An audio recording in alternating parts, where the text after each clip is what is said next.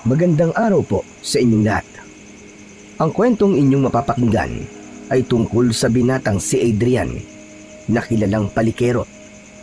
Nagtungo siya sa isang tagumbaryo upang takasan ang babaeng kanyang nabuntis.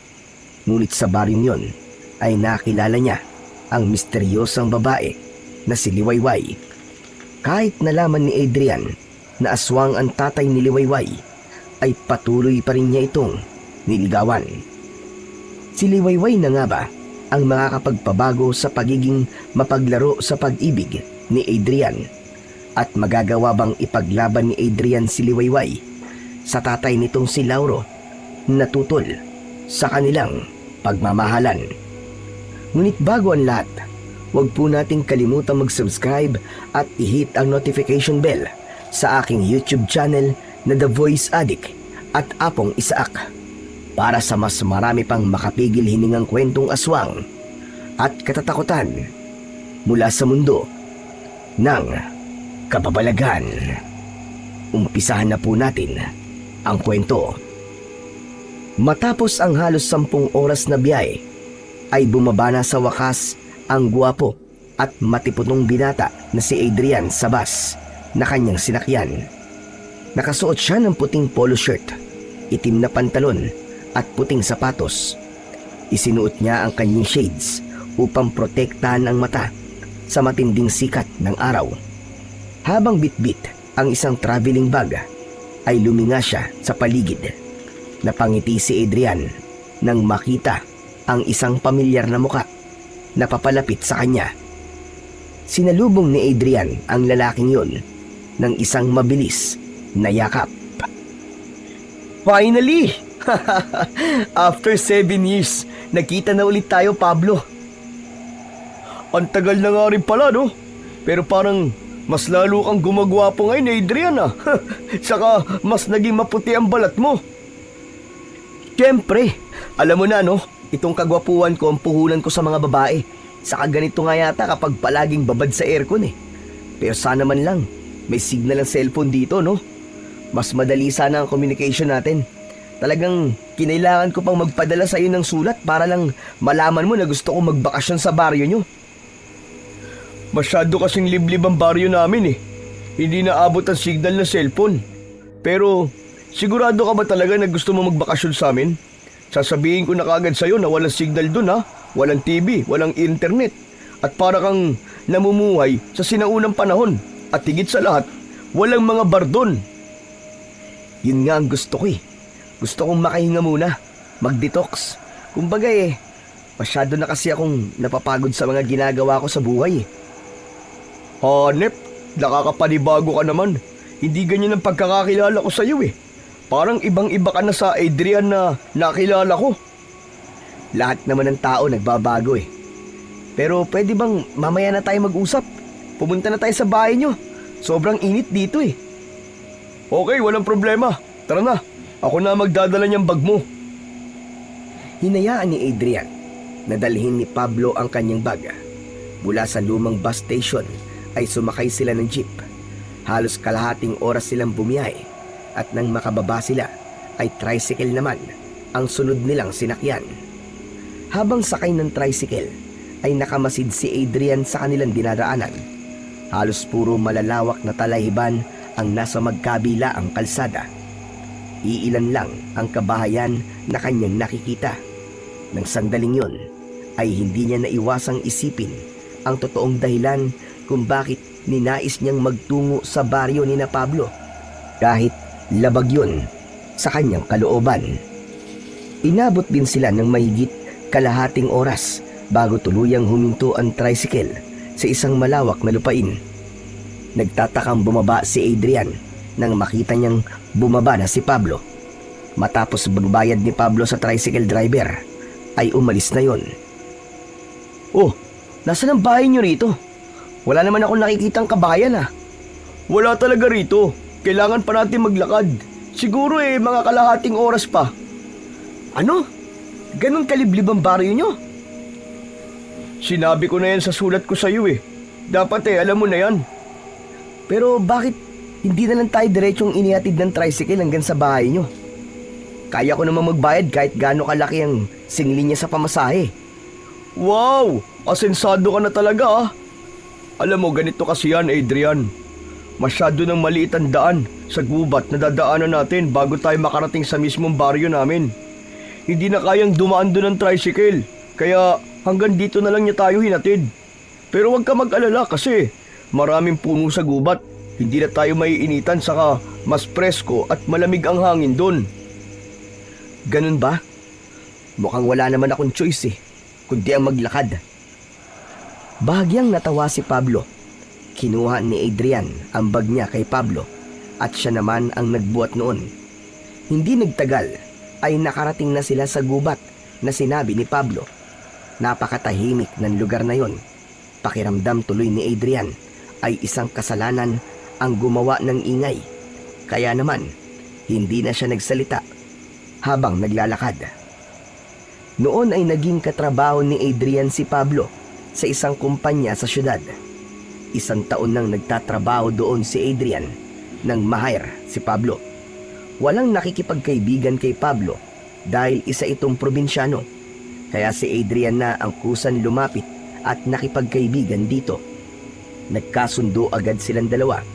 Naging magaan ang loob nila sa isa't isa at nagkasama pa sila sa iisang apartment noon.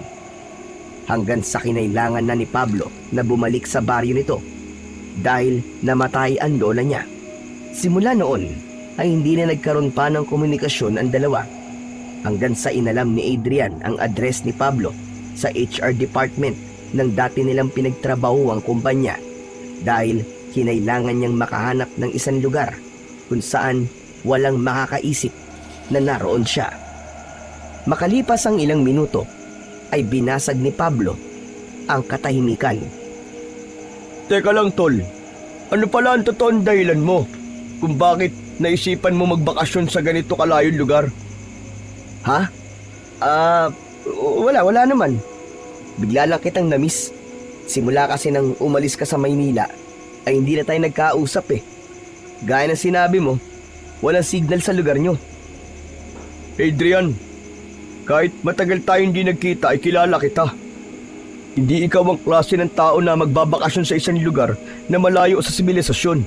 Alam kong hindi ka mabubuhay ng walang internet at syempre, walang babae.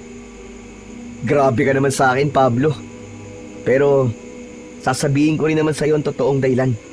Bigyan mo lang ako ng time na makapag-ipon ng lakas ng loob. Muling natahimik ang magkaibigan. Aminado si Adrian na totoo ang mga sinabi ni Pablo. Hindi siya mabubuhay ng walang internet at lalo na ng walang babae. Dahil sa taglay niyang kagwapuan at charm, ay madali niyang nakukuha ang mga babaeng nagugustuhan niya. Yun din ang naging dahilan kung kaya walang relasyon na nagtatagal sa kanya. Hindi niya kaya na isa lang ang kanyang nobya. May pagkakataon pa na 5 babae ang pinagsasabay-sabay niya. Para kay Adrian ay walang mali sa ginagawa niya. Mas marami siyang nobya ay mas nagiging malakas ang kumpiyansa niya sa kanyang sarili. Mas nararamdaman niya na gwapo talaga siya at kayang-kaya niyang paikutin ang kahit sinong babae sa kanyang mga palad. Tagaktak ang pawis sa mukha ni Adrian nang marating na nila ni Pablo ang isang bahay na may katamtamang laki. Gawa sa sawali ang dingding at ang bubong ay pawid. Sa harapan ay may mga nakatanim na halaman. Meron din doong 2 puno ng mangga na halos magkatabi at sa gitna ay may duyan na gawa sa lambat. Nandito na tayo!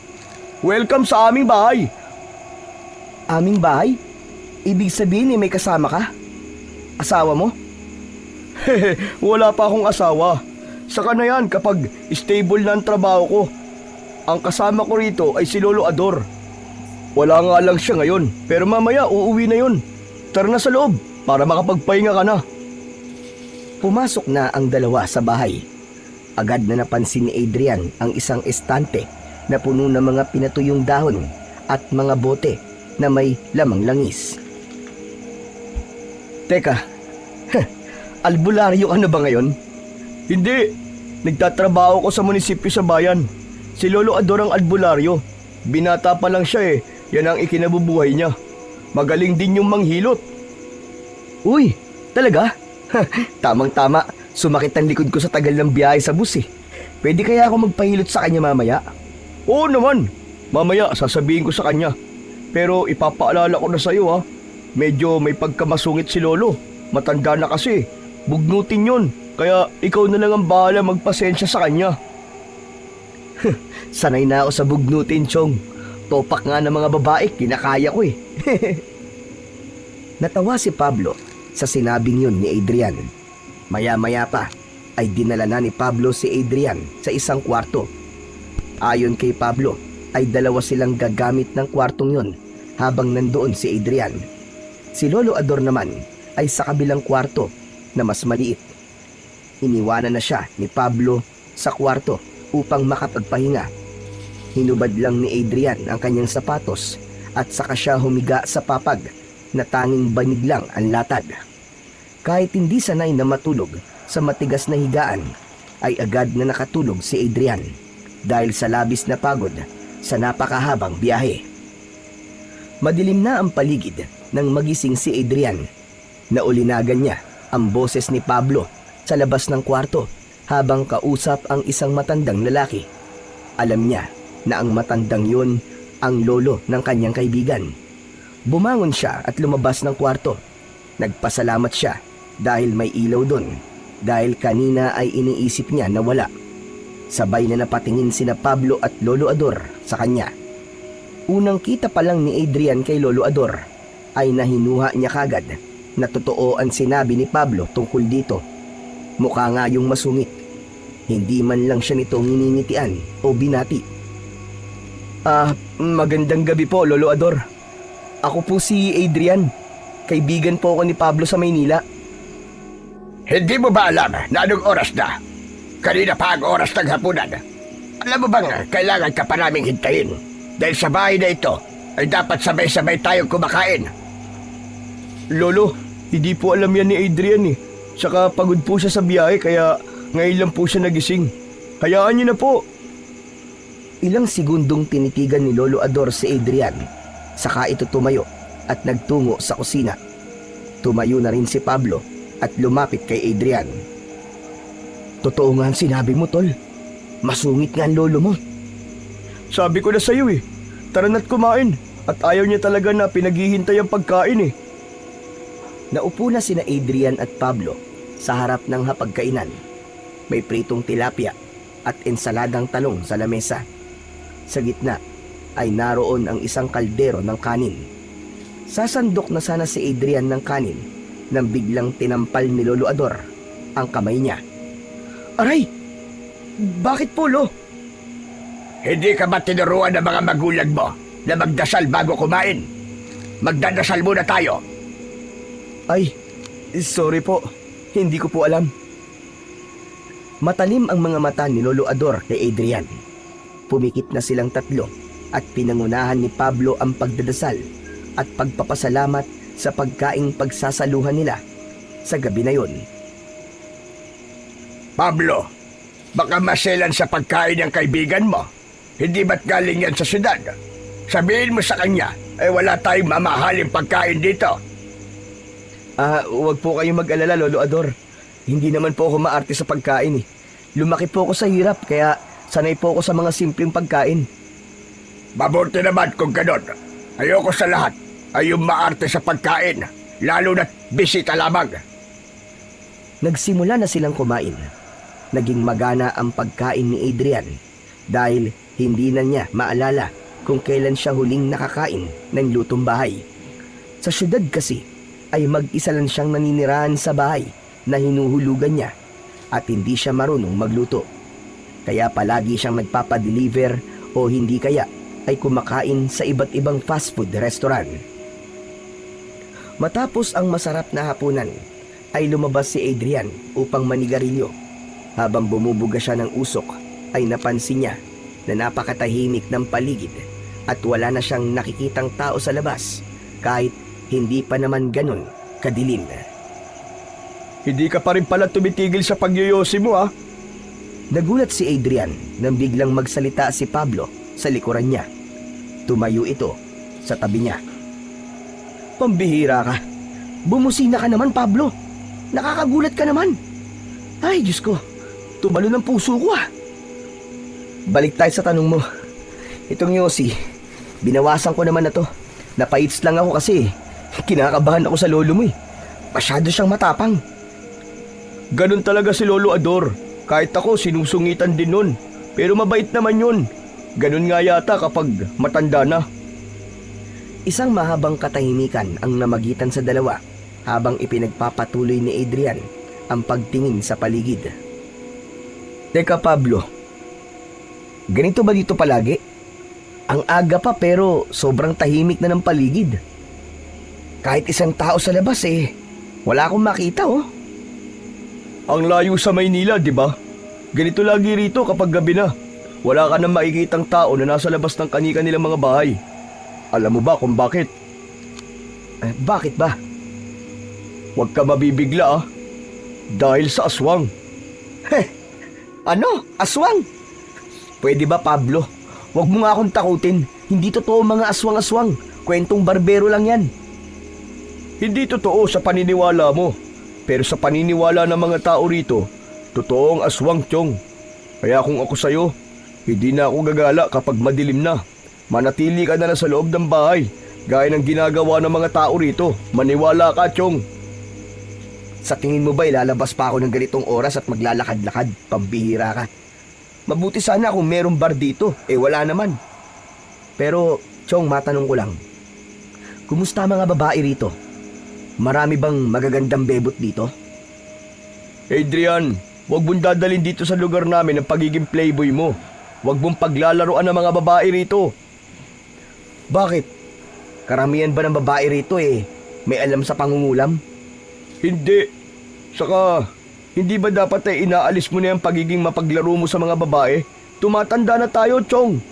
3 taon na lang, ay 30 na tayo. Dapat sa edad mong yan, ay nag-aanap ka ng babaeng siseryosohin at pakakasalan mo. Saka, iba mga babae rito. Hindi gaya sa syudad. Babae sa syudad o babae sa baryo, iisa lang ang mga yan. Pare-parehas lang ng mga babae ang mga yan, Pablo. Ay nako, bahala ka na nga sa buhay mo. Basta, kapag nalagay ka sa trouble, ay huwag mong sasabihin na hindi kita pinagsabihan ha. Maiba ko, baka naman pwede mo nang sabihin ang totoong dahilan kung bakit bigla mo naisipan na magpunta rito. Hindi muna nagsalita si Adrian. Tinapos muna niya ang isang stick ng sigarilyo at nagsindi ng isa pa. Kumuha siya ng lakas ng loob sa paghit-hit sa sigarilyo bago niya sinagot ang tanong ni Pablo. Nakabuntis ako, Pablo Ano? Totoo ba yan? Ibig sabihin magiging ninong na ako ng anak mo? Hindi ba may kasunduan tayo na magiging ninong tayo ng unang magiging anak natin? Tinakasan ko yung babae. Ayoko pa ng responsibilidad. Hindi pa ako sawa sa buhay ng binata Ano? Seryoso ka ba sa sinasabi mo? Kung hindi ka pa pala handa na maging tatay, aba, dapat nag-iingat ka. Gumamit ka ng proteksyon. Gumamit naman ako kaya lang biglaan yung gabi na yun Parehas kaming lasing tapos nagkayayaan sa hotel. Wala akong dala kaya sumigi ako kahit walang proteksyon. Ginigipit ako ng pamilya ng babae. Papatayin daw nila ako kapag hindi ko pinanagutan yung anak nila. Aba, syempre, natakot ako kaya umiskapo muna ako. Kaya naisipan mo magtago dito, ganun ba? Hindi naman sa ganun. Ganun yun, Adrian. Kasi kung hindi ka nagtatago, ay wala ka rito at naroon ka sa Maynila. Hinaharap mo sana ang problema mo. Di kung ayaw mo magpakasal, panagutan mo na lang yung bata. Sabihin mo na magsusustento ka na lang. Sinabi ko na yan, Chong. Pero ayaw pumayag ng babae sa kanang pamilya niya. Dapat daw, ikasal kaming dalawa. Narinig ni Adrian ang pagbuntong hininga ni Pablo. Mas mabilis niyang naubos ang pangalawa niyang sigarilyo dahil sa labis na kaba habang kausap ang kanyang kaibigan. Kung ganun, Chong, matatagalan ka pala rito. Ganun na nga, Chong. Ang totoo di ko na rin alam kung babalik pa ako sa Maynila Siguro papahupain ko muna ang sitwasyon bago ako bumalik doon. Pero kung ako sa'yo, harapin mo yan, Chong. Magpakalalaki ka. Bilang mga lalaki, hindi dapat tayo tumatakbo sa isang responsibilidad na may batang involved. Tinapik ni Pablo ang balikat ni Adrian at pumasok na ito sa loob ng bahay. Naiwan si Adrian na mag-isa sa labas na nag-iisip. Ang totoo ay naaawa siya sa magiging anak niya sa babaeng nabuntis niya. Pero mas nananaig sa kanya ang kagustuhan niyang patuloy na maging malaya at ang pagtutol niya na manatili sa isang kasal na alam niyang panghabang buhay. Sa mga unang araw ni Adrian sa baryo ni na Pablo ay labis siyang nahirapan sa pag-a-adjust. Maaga siyang gumigising dahil ayaw ni Lolo Ador na tanghali na siyang bumabangon. Walang signal kaya hindi niya nagagamit ang kanyang cellphone. Wala rin siyang makausap buong araw kundi si Lolo Ador lang na tahimik, masungit at laging abala sa panggagamot. Mula umaga hanggang hapon ay wala si Pablo sapagkat nagtatrabaho yon sa bayan. May mga pagkakataon na naiisip ni Adrian na bumalik na lamang sa syudad. Pero sa tuwing naiisip niya yon, ay naiisip niya rin ang babaeng nabuntis niya. Isa pa, natatakot siya na baka totohanin ng pamilya nito na papatayin siya kapag hindi niya pinakasalan ang babaeng yun. Hindi pa siya handang harapin ang problemang tinakasan niya, kaya kahit mahirap ay pinili niyang manatili sa lugar na yon at umasa siya na magiging maayos din ang lahat pagdating ng tamang panahon. Isang araw ng Sabado, walang pasok sa trabaho si Pablo kaya labis na natuwa si Adrian. Sa wakas ay hindi na lang si Lolo Ador ang makakasama niya. Nang makapag-almusal sila ay inaya si Adrian ni Pablo na mamasyal sa isang magandang lugar sa baryong yun. Dinala siya ni Pablo sa isang malinis na ilog na nasa dulong bahagi ng baryo. Medyo mabato roon pero bawing-bawi naman sa sobrang linaw ng tubig. Bukod doon ay napakaganda rin ng paligid.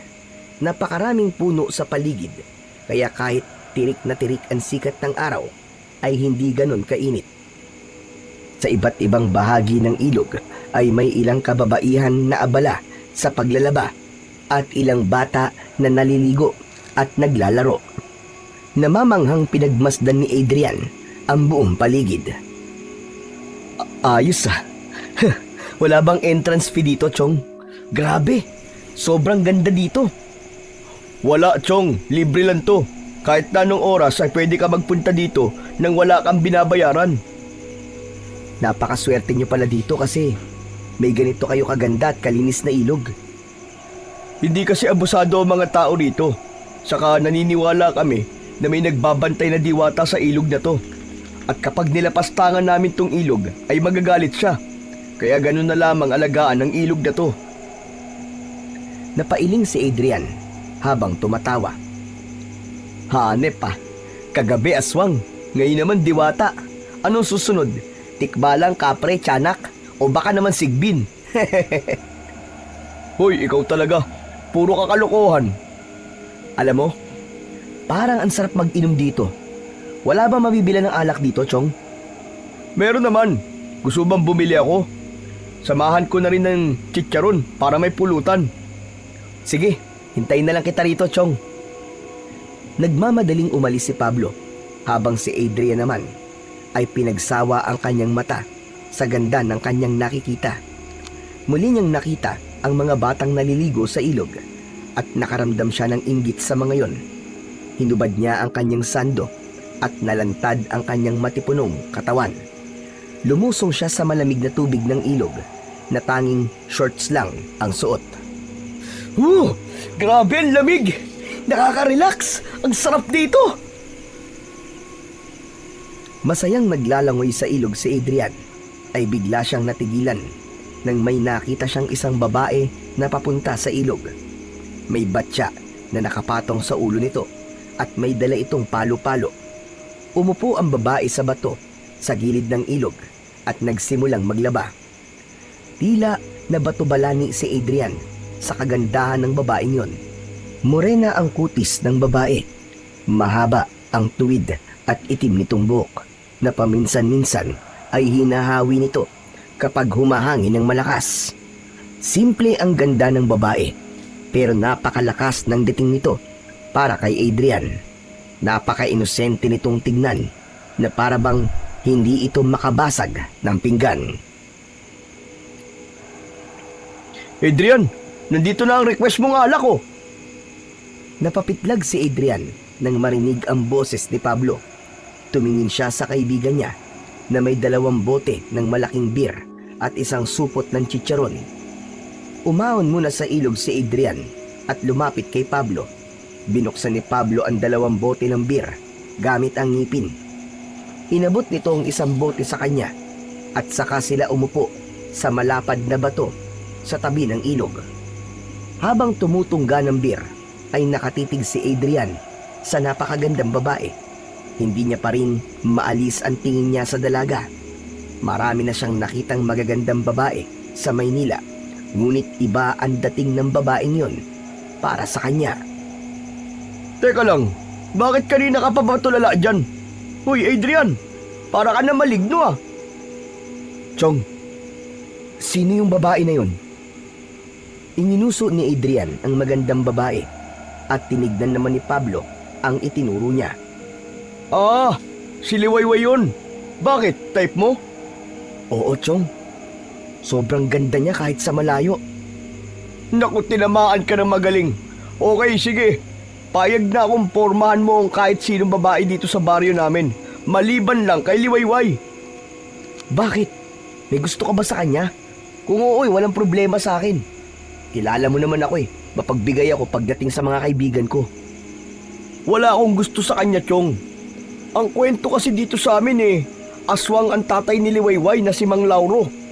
Kaya kung mapapansin mo, ay nakahiwalay siya sa ibang mga naglalaba kasi iniiwasan sila ng mga tao rito eh. Kasi ang alam dito sa amin ay aswang din niyang si Liwayway. Kasi aswang nga ang tatay niya. Ayan ka na naman sa mga aswang-aswang mo eh.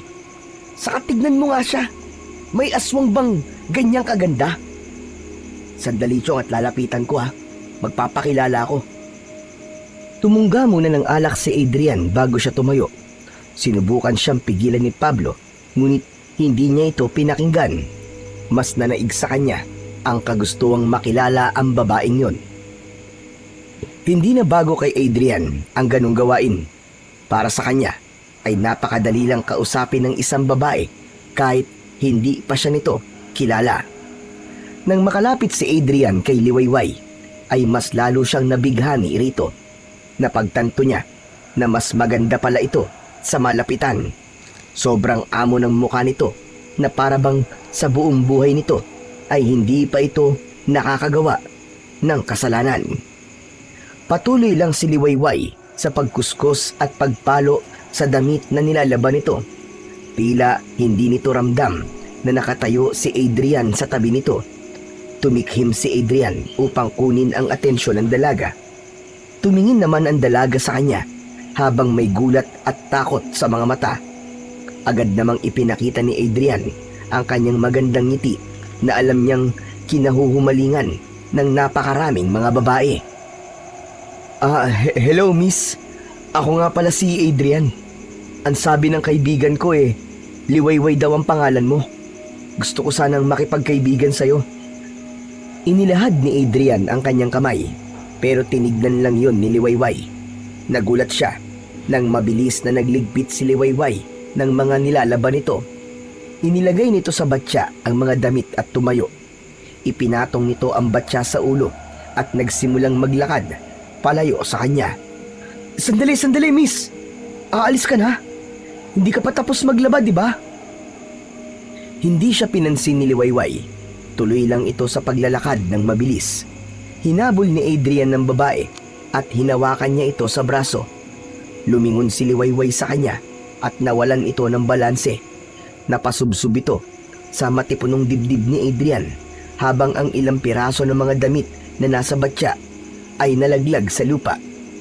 Parang napaso na inilayo ni Liwayway ang sarili kay Adrian. ginawa mo? Nadumihan na ang mga damit ko. Ikaw naman kasi, bigla-bigla ka nalang umaalis.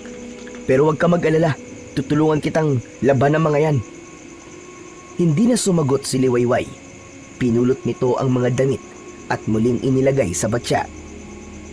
Tutulungan na kita, Liwayway.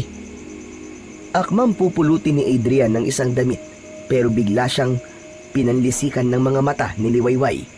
May kung anong takot at kilabot ang gumapang sa kanya sa paraan ng tingin na yon ng dalaga. Kinuha ni Liwayway ang huling piraso ng damit na nasa lupa at saka yun nagmamadaling umalis. Nakangising sinundan ng tingin ni Adrian ang papalayong dalaga, saka siya bumalik sa kinaroroonan ng kaibigan niyang si Pablo. Grabe! Iba nga talaga ang mga babae dito sa baryo niyo, Pablo. Ang susungit! Ibang-iba sa mga babae sa Maynila na isang ngiti ko lang ibinibigay na kagad ang number nila sa akin. Adrian, sinasabi ko na sa'yo, tigilan mo si Liwayway. Bakit ko siya titigilan? Mas na-challenge pa nga ako sa kanya eh. Bigyan mo lang ako ng 1 week, makikita mo at bibigay din yun sa akin. Magiging girlfriend ko rin niyang si Liwayway. Makinig ka sa akin, Adrian. Aswang ang tatay ni Liwayway. Hindi lang sila pinapaalis ng mga tao rito kasi hindi naman sila nananakit eh. Hindi sila kagaya ng ibang aswang dito sa baryo namin na pumapatay ng mga alagang hayop o kaya ng tao. Tinawanan lang ni Adrian ang sinabing yun ni Pablo. Hindi niya pinaniniwalaan ang sinabi nito dahil alam niya na hindi naman totoo ang mga aswang.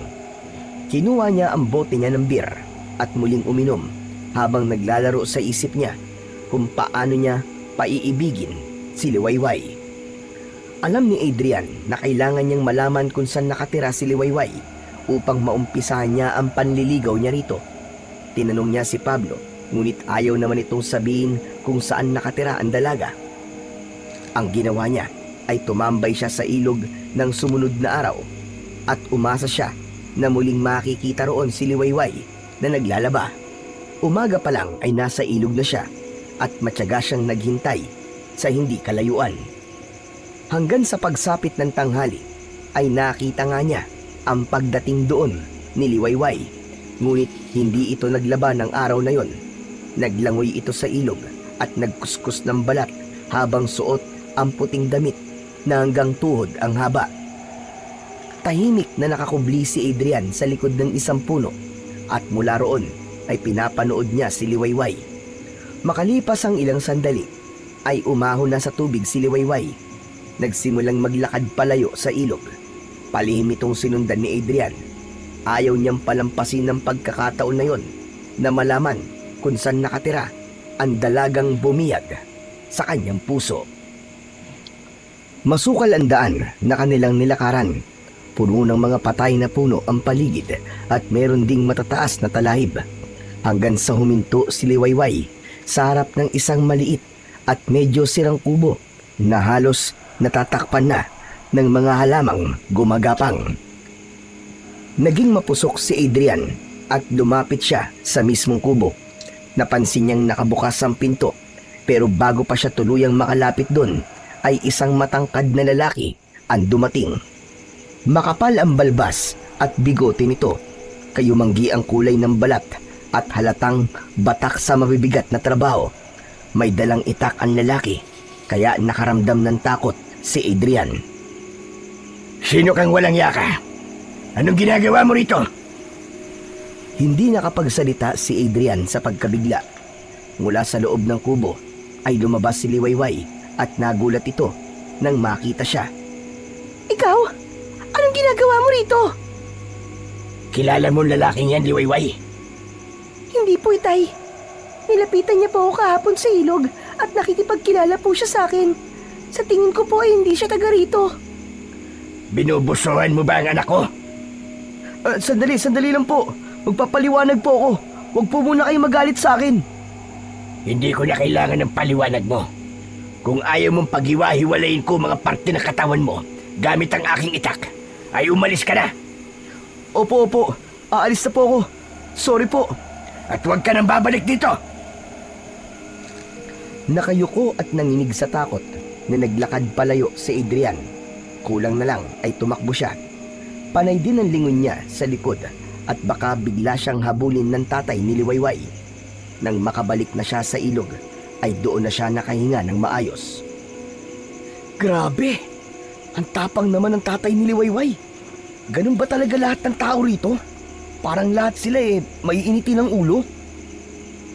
Nang makauwi si Adrian sa bahay ni na Pablo, ay kinabahan siyang muli dahil nakahanda na ang tanghalian. Nakaupo na si na Pablo sa may hapagkainan at si Lolo Ador ay masama ang tingin sa kanya. Wala itong sinabi pero ramdam niya ang inis nito. Umupo si Adrian at matapos nilang magdasal ay nagsimula na silang kumain. Bilang pambawi dahil nahuli siya sa oras ng tanghalian, ay siya na ang naghugas ng kanilang pinagkainan sa likod ng bahay. Habang nagsasabon ng pinggan, ay lumapit si Pablo sa kanya. Nagalit na naman si Lolo Ador sa'yo.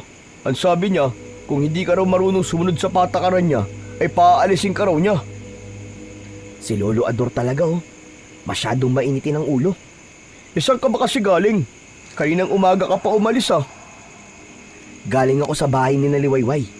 Alam ko na kung saan siya nakatira. Sinundan ko siya pagkatapos niyang maligo sa ilog kanina. Adrian naman! Hindi ka ba talaga nakikinig sa akin? Napakaraming babae dito sa baryo. Sila na lang ang biktimahin mo. Huwag lang si Liwayway. Grabe ka naman sa salitang biktimahin, Chong. Para naman akong kriminal. Okay, sige. Para sa kapayapaan ng isip mo, hindi ko lulukohin o paglalaruan si Liwayway. Hindi ba? Ang sabi mo maghanap ako ng babaeng seseryosohin ko? Pwes, si Liwayway na yun, Chong. Grabe, Pablo. Totoo nga yata ang love at first sight. Hindi naman ito sa kung seryosohin mo siya o hindi, Adrian Aswang nga kasi ang tatay ni Liwayway. Aswang, naiintindihan mo ba? Gusto mo bang i-spell ko pa sa'yo para maintindihan mo? Talagang hindi kita maintindihan kung bakit pinipilit mong aswang ang tatay ni Liwayway. Oo, matapang siya at masungit, pero hindi siya aswang. Nakita mo na si Mang Lauro? Yung tatay ni Liwayway? Oo, kanina. Muntik pa nga akong tagain ng itak Pero kung inaakala niya na matatakot ako, nagkakamali siya. Mas lalo lang akong nasa-challenge. Ay nako, ang tigas talaga ng ulo mo, Chong. Ipagdadasal ko na lang na sana ay hindi ka mapahamak sa ginagawa mo na yan. Hindi na pinansin ni Adrian ang sinabi sa kanya ng kaibigan si Pablo. Walang ibang nasa isip niya ng sandaling yon, kundi ang masimulan na ang panliligaw niya kay Liwayway upang maging nobya niya na ito. Kinabukasan ng gabi, nakatambay si Adrian sa labas ng bahay ni na Pablo habang hawak ang isang lumang gitara. Seryoso siya sa pagtotono ng gitara nang dumating na si Pablo mula sa trabaho nito sa bayan. Oh, saan mo naman nakuha yung gitara mo? Hiniram ko doon sa anak na binatilyo ni Manang Olga dyan sa tapat.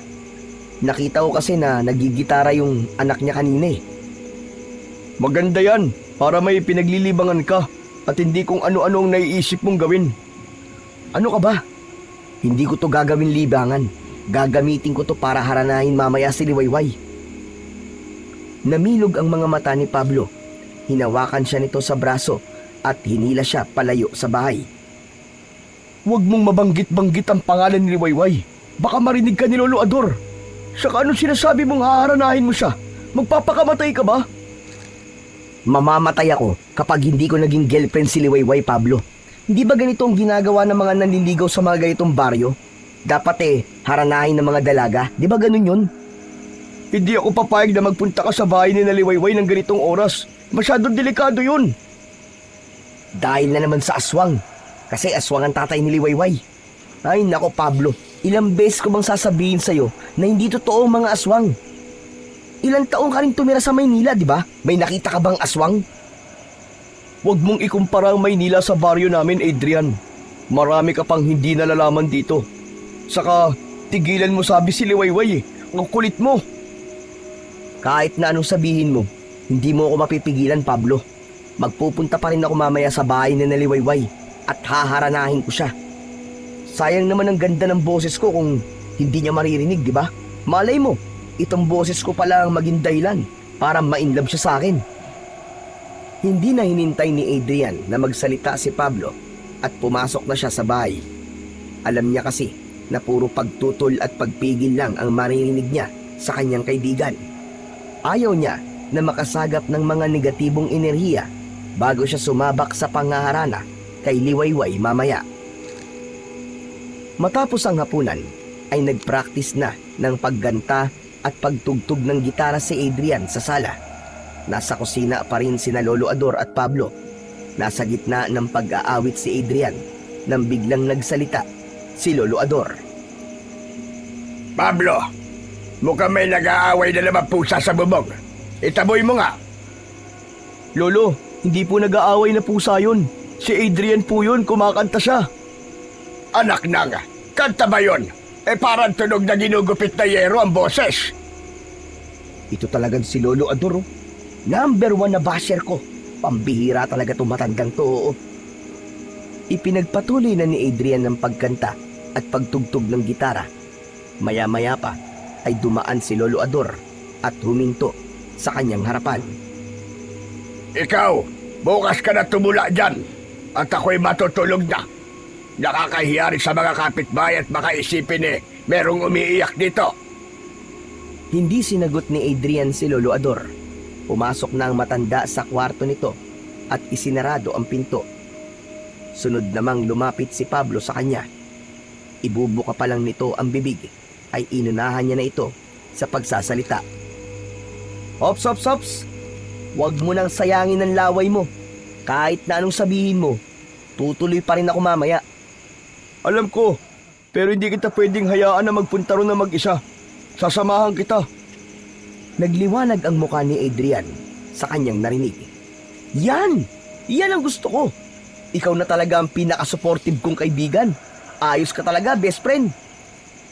Hindi pa rin kita suportado sa panliligaw mo na yan kay Liwayway, Adrian. Sasamahan kita kasi gusto ko makasiguro na magiging ligtas ka. Bisita ka namin dito at ayoko mapahamak ka. Kung ano man ang dahilan mo, kaya ka sasama sa akin, ay salamat pa rin. Pero mamaya na tayo umalis. Hintayin muna nating makatulog si Lolo. Okay, walang problema. Ayos na ayos. Napakasaya ni Adrian ng sandaling yun. Ang totoo, may konti pa rin siyang takot na magpunta ng mag-isa sa bahay ni Naliwayway dahil kay Mang Lauro. Hindi pa rin niya nakakalimutan ang nangyari sa unang pagkikita nila. Ganun pa man, alam niya na ang panghaharanang gagawin niya ay isang malaking hakbang upang ipakita kay Liwayway na gusto niya talaga ito. Pagsapit ng 11:00 ng gabi ay sinabi na ni Pablo kay Adrian na maaari na silang umalis dahil mahimbing na ang tulog ni Lolo Ador. Dinala ni Adrian ang gitara at habang naglalakad sila ay napansin niya ang isang plastik ng asin na dala ni Pablo. Hoy, Chong, may manadaanan ba tayo nagtitinda ng balot at may dala kang asin? Hindi to para sa balot. Para to sa aswang. Takot sa asin ng mga aswang. Mabuti lang sigurado. Pero baka magbago pa ang isip mo, Adrian. Huwag mo nang ituloy ito. Umuwi na lang tayo. O kung gusto mo talagang haranahin si Liwayway, bukas na lang ng umaga. Pambihira na yan, oo. Alam mo, ikaw tong probinsyano pero ikaw itong hindi alam na gabi lang ginagawa ang harana. Saka maganda nga na gabi mang harana para romantic kasi tahimik. Patuloy na naglakad ang dalawa. Bagamat kinakabahan, ay mas lamang ang kasiyahan ni Adrian. Hindi na lang niya binigyan ng pansin ang manakanakang paglinga ni Pablo sa paligid na para bang iniisip nito na anumang sandali ay may susunggab sa kanila na kung ano mula sa kung saan. Matapos nilang makatawid sa ilog, ay dinaanan nila ang masukal na daan patungo sa bahay ni Naliwayway. Hindi nagtagal ay natanaw na ni Adrian ang kubo kung saan naninirahan ang dalagang nais niyang haranain sa gabing yun. Biglang hinawakan ni Pablo sa braso si Adrian. Napatingin siya sa kanyang kaibigan. Adrian, umuwi na tayo. Grabe na ang kilabot na nararamdaman ko eh. Baka naman kasi kailangan mo lang gumamit ng banyo kaya ka kinikilabutan. Pero kung natatakot ka talaga, sige umuwi ka na lang, mauna ka na. Kaya ko naman to kahit mag-isa lang ako eh. Anak ng 7 kagaw naman talaga oh. Masyado ka talagang pasaway. Ipapaalala ko lang sa'yo na yung pagkahumaling mo sa mga babae ang palaging nagpapahamak sa'yo. Pero hindi sa pagkakataong to, Chong. Ngumiti si Adrian at tinapik-tapik sa pisngi ang kaibigang si Pablo. Muli siyang naglakad at tuminto sa nakasaradong bintana ng kubo ni Naliwayway. Tumikhim siya bago nagsimulang tumugtog ng gitara. Sinabayan niya yon ng sintonadong pag-awit, pero sa kanyang pandinig ay napakaganda ng kanyang boses. Habang patuloy ang kanyang pag-awit, ay wala siyang nakikitang nagsindi ng ilaw, pero ramdam niya na naririnig ni Liwayway ang kanyang pag-awit. Makalipas ang ilang minuto, ay natapos na ni Adrian ang pangaharana. Huminga siya ng malalim at naghintay na bubuksan ni Liwayway ang bintana. Oh, ngayon tapos ka na mangharana. Umuwi na tayo. Anak ng teteng, oo. May lakad ka ba? May taxi bang naghihintay sa'yo at nagmamadali ka? Sandali lang. Sigurado ako na pagbubuksan ako ni Liwayway ng bintana. Easy ka lang dyan, relax lang. Tumalon ang puso ni Adrian nang makita niya na may nagliwanag sa loob ng kubo. Hindi nagtagal ay bumukas ang bintana at sumilip mula roon si Liwayway. O diba? Sabi ko na sa iyo eh, bubuksan ni Liwayway ang bintana eh. Anong ginagawa niyo rito? Umalis na kayo bago pa dumating si tatay. Wala ang tatay mo? Sakto, buti na lang wala siya. Adrian, tara na. Sundin mo na lang ang sinabi ni Liwayway. Umalis na tayo. Hindi ako natatakot sa tatay mo, Liwayway. Hayaan mong ipakita ko sa kanya na malinis ang hangarin ko sa'yo. Gusto kitang ligawan. Bigyan mo naman ako ng tsanso. Hindi ka ba talaga marunong umintindi? Umalis na kayo. Adrian, tara na. Umuwi na tayo. Mahigpit na hinawakan ni Pablo ang braso ni Adrian at hinila siya nito palayo sa bahay ni Liwayway. Napilitang umalis si Adrian nang isarado na ni Liwayway ang bintana. Ngunit sa loob niya ay sigurado siyang hindi pa yon ang huling beses na susubukan niyang ligawan ang babaeng itinitibok ng kanyang puso. Habang naglalakad sa kasukalan, ay biglang lumakas ang hangin. Yumuko ang matataas na talahib sa paligid. Sandali silang napahinto at sa pagtingala nila ay nakita nila ang isang parang napakalaking ibon na lumilipad. Paikot-ikot yun sa itaas na para bang naghihintay lang yun ng tamang pagkakataon para atakihin ang target nito. Grabe! Ang laki namang ibon nun! Ano ba yun, Agila? Teka, hindi. Para namang napakalaking paniki. Hindi yun ibon. Aswang yun, Adrian. Aswang! Tumakbo na tayo! Namilog ang mga mata ni Adrian nang biglang bumulusok pa ibaba ang tila napakalaking ibon sa gawin nila. Hinila siya ni Pablo at tumakbo sila ng mabilis. Sandaling tumingin sa likod si Adrian at doon niya nakita ng mas malapitan ang nilalang na may malaking pakpak. Nang hilakbot siya dahil nakakakilabot ang anyo ng naturang nilalang. Mukha itong taong paniki na may matutulis na mga kuko at ngipin. Mahaba na patulis ang tenga nun. Namumula ang mga mata ng nilalang na mas lalong nagpatindi sa takot ni Adrian. Bilisan mo, Chong! Hindi tayo pwedeng maabutan ng aswang! Bilisan mo! Sa hindi inaasahang pangyayari, ay natalisod si Adrian sa isang bato. Nabitiwan niya ang gitara. Napasubsob siya sa lupa at sa pagharap niya ay napasigaw siya dahil pasugod na sa kanya ang nakakatakot na halimaw. Ngunit dumaan lamang ang nilalang sa ibabaw ni Adrian. Muli yung lumipad pataas hanggang sa tuluyan na yung nawala sa kanilang paningin. Hindi makagalaw si Adrian mula sa pagkakahiga sa lupa. Pakiramdam niya ay panaginip lang ang lahat. Lumapit si Pablo sa kanya at tinulungan siya nitong tumayo. Tara na! Baka balikan tayo ng aswang, Chong! Hindi pa rin makapagsalita si Adrian. Tumayo siya at kinuha ang gitara. Hanggang sa makauwi sila sa bahay ay nanginginig pa rin si Adrian. Hindi maalis sa isip niya ang mukha ng nakakatakot na nilalang na umatake sa kanila ng kaibigan niyang si Pablo. Habang nakaupo sa sala, ay inabutan si Adrian ng isang baso ng tubig ni Pablo. Oh, uminom ka na muna ng tubig. Namumutla ka na eh. Kinuha ni Adrian ng baso at inubos ang tubig. Kahit paano ay nabawasan ang bilis ng tibok ng puso niya matapos niyang uminom. O ano? Kala mo siguro naman naniniwala ka na totoo nga may aswang. Yun na ba yung aswang na sinasabi mo, Chong? Yun na nga, hindi ba't nakakatakot siya? Hindi ako naniniwala dati sa aswang. Pero sa nakita ko kanina, mukhang tama ka nga, Pablo. Totoo nga ang aswang. Akala ko katapusan na natin kanina eh. Sigurado ko na maraming babae ang iiyak kapag namatay ako kasi hindi na nila matitikman ang kagwapuan ko. Hataw, iba ka rin talaga eh, no? Muntik na nga tayo mamatay eh. Nagagawa mo pang magyabang ng ganyan? Hindi ako nagyayabang, Pablo. Nagsasabi lang ako ng totoo, no? Talagang mahal pa rin ako ng Diyos at ayaw niya sigurong mabawasan ng gwapo ang mundo natin. Pero buti na lang talaga at nakaligtas tayo dun sa pangit na aswang na yun.